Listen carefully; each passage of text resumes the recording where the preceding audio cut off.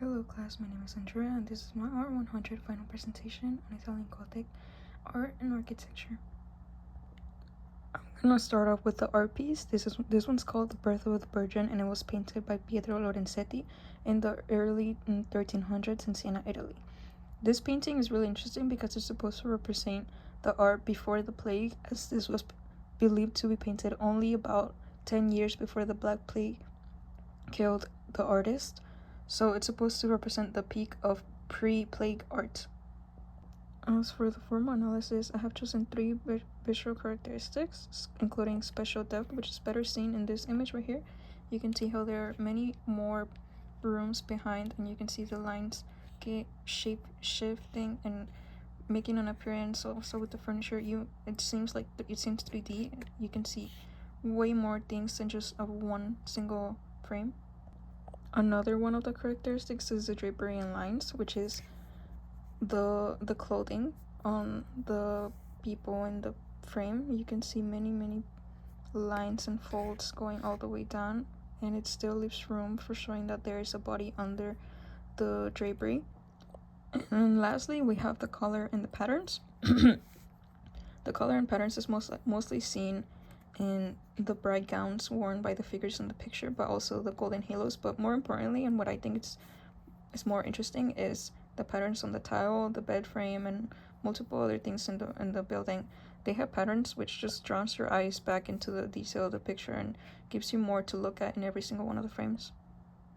Moving on to the architecture piece, we have Orvieto Cathedral.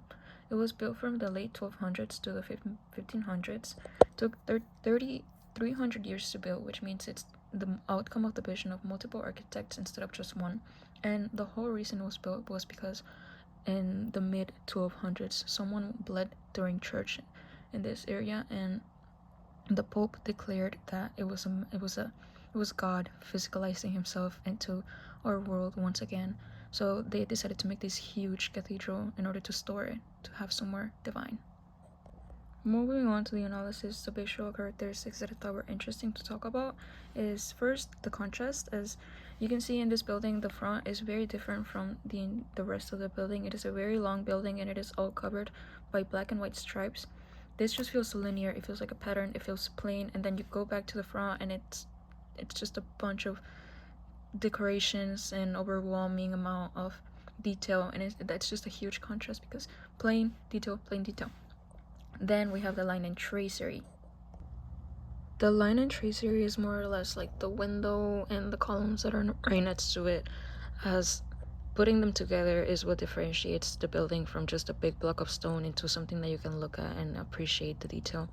And for the last visual characteristic, we have the scale and proportion. There's not much to explain about the scale and the proportion. In comparison to other Gothic buildings, this one's way shorter, but it is wide. As you can see, it goes all the way back, but it's not that tall, which ends up making sense once you take the contrast into consideration in the way that they applied the art all the way on the frame. This concludes my presentation on Italian Gothic art and architecture. Thank you for watching.